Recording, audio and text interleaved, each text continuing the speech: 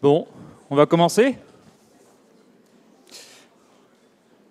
Alors, bonjour à tous. Donc, Jean-Baptiste Clouard. Je suis consultant avant-vente chez Anaplan et je suis spécialiste de la supply chain. Ça tombe bien parce qu'aujourd'hui, on va parler de supply chain. On va parler de supply chain pendant l'heure qui vient. Alors, on va avoir 10 minutes de présentation. Je ne vais pas beaucoup vous embêter avec mes slides, mais 10 minutes pour poser le contexte. Et puis après, on va avoir 2 témoignages clients, Ferrero puis Coty. Et on va essayer de lier tout ça ensemble. Donc la supply chain, et plus précisément le futur de la supply chain. Vous avez vu des conférences passionnantes ce matin. On va essayer de faire le lien avec le monde de la supply chain. Et réfléchir un peu au futur. On a une révolution digitale qui est en cours, et notamment en supply chain. Et ça se caractérise par 4 façons. 4 façons que j'ai notées. La première, c'est que tout passe par le web. Si vous prenez les GAFA, alors pas seulement parce que c'est les plus grosses valorisations maintenant et qu'elles sont tous des entreprises numériques nées il y a moins de 20 ans, 30 ans. Si vous prenez Google, Facebook, c'est que du revenu publicitaire par le web, ou quasiment que. Donc, ça montre que tout est positionné, vendu par le web. Si vous prenez Amazon, tout est délivré, acheté par le web. Donc le web est un facteur hyper important dans nos entreprises. Deuxième chose, le client, il veut son produit tout de suite. On ne peut plus se permettre d'attendre 3-4 mois pour avoir son produit. Si vous vendez des voitures, si vous êtes PSA, Renault, si vous êtes PSA par exemple, vous promettez à votre client de livrer dans 3 mois. S'il va voir l'autre agence qui lui propose 2 mois, le choix il est vite fait.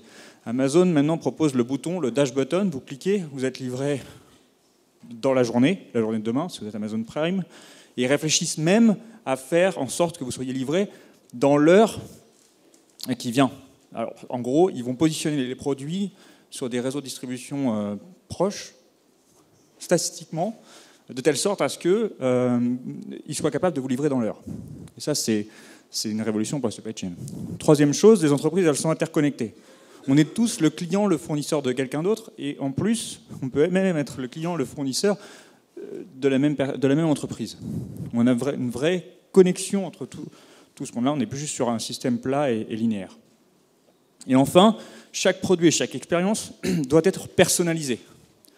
Quand on achète maintenant une voiture, c'est plus la 4L, les millions de volumes identiques. On est sur quelque chose de personnalisé.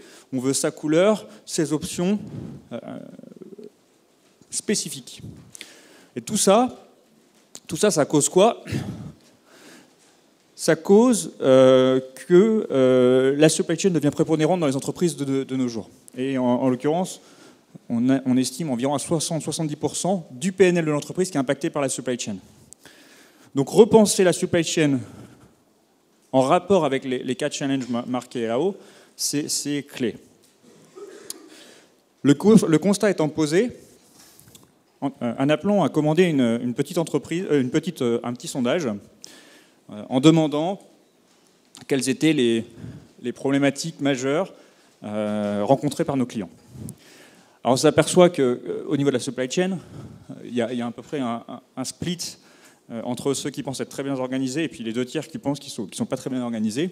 Mais surtout, qu'est-ce qu'on voit? On voit qu'il y a un manque de visibilité. C'est l'un des problèmes principaux. On a une information qui n'est jamais précise, qui n'est jamais à jour. Et en plus, on a des problèmes de planning et de capacité en général. Mais tout ça, ça montre quoi? Ça montre qu'on n'est pas forcément bien équipé pour faire face à la révolution digitale de la supply chain en cours. Alors qu'est-ce qu'on a à l'heure actuelle? On a des systèmes transactionnels. Maintenant, la plupart des entreprises commencent à avoir des systèmes transactionnels, des ERP en place. Et quand on veut prendre des décisions, vu que ces systèmes transactionnels ou des logiciels passés sont très rigides, on se retrouve à exporter sur Excel, faire des petites simulations et à prendre une décision basée sur Excel. Et en fait, c'est ça. Mais l'utilisation d'Excel, elle ne peut pas être celle qui va supporter la révolution digitale. Prendre des décisions sur Excel, c'est pas forcément la bonne façon. Alors, en préparant cette présentation, je regardais un peu les exemples de plus gros fails Excel de cette dernière décennie. C'est assez marrant. Alors, je vais vous en prendre un. Le MI6, l'agence d'espionnage britannique, qui s'est retrouvé à espionner les mauvais téléphones. Parce qu'en fait, il y a eu une erreur de formatage sur Excel, ils ont enlevé les zéros au début du téléphone. Donc ils se sont retrouvés à espionner 1000 personnes random. Et voilà. Mais bon, c'est un exemple parmi tant d'autres. Vous en avez des milliers où on a perdu des milliards et des millions d'euros juste parce qu'il y a un problème d'Excel ou à publier des mauvais résultats. Donc, qu'est-ce que ça en dit? En fait, il faut qu'on se réinvente, qu'on réinvente nos outils, qu'on réinvente notre planification par rapport aux défis qu'on a vus plus haut. Et un Aplan a une vision pour ça, c'est ce qu'on appelle le connected planning, mais connected planning au sens large. Parce que si on reprend les choses qu'on a vues plus haut, les défis, qu'est-ce qu'on voit? On voit tout passe par le web. Alors qu'est-ce qu'il nous faut? Il nous faut une solution SaaS web. Le client ne peut pas attendre, veut son produit tout de suite, veut des décisions tout de suite, il veut de la visibilité. Il faut une solution, un outil qui permette d'avoir clairement la vision de la donnée la plus à jour, au moment T, propagée à tous les acteurs en temps réel. 3, il faut que les entreprises soient interconnectées. C'est le connected planning, c'est connecter la finance, la supply chain et tous les autres acteurs. 4, on veut quelque chose de personnalisé, donc il faut une solution flexible qui s'adapte à tous les cas de figure, tous les produits. Et pour ça, pour s'adapter à ces 4 défis, on pense qu'Anaplan, de par la vision du connected planning, donc la plateforme flexible qui nous permet de modéliser 100% des besoins du client et d'intégrer toutes les différentes fonctions de l'entreprise, est la plus pertinente.